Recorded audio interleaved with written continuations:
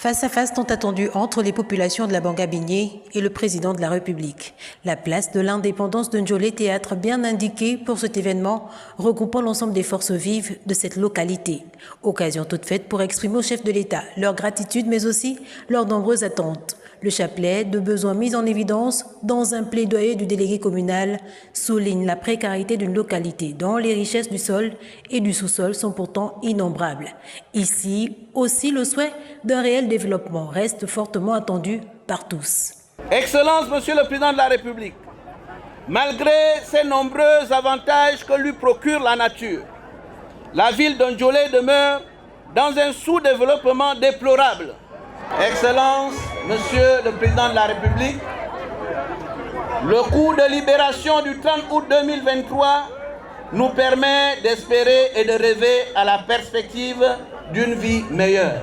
La jeunesse à venir du Gabon de demain reste malgré tout attachée à l'espoir que le CTRI a fait renaître en elle et souhaite davantage être prise en compte, en quête qu'elle ait d'un véritable épanouissement.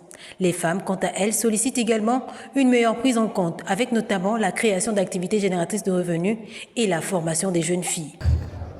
La population de Ndjolé, comme vous pouvez le constater ici, majoritairement composée de jeunes, dont de nombreuses filles mères, sollicite le financement et l'accompagnement des jeunes filles par la formation et la mise en place des activités génératrices de revenus.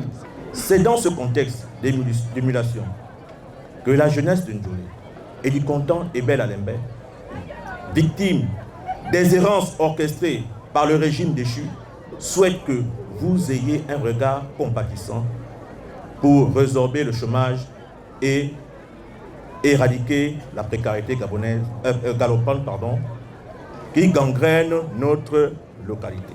La notabilité n'est pas en reste dans cet exercice face au chef de l'État à qui elle n'a pas manqué de prodiguer quelques conseils avant la remise symbolique de quelques attributs.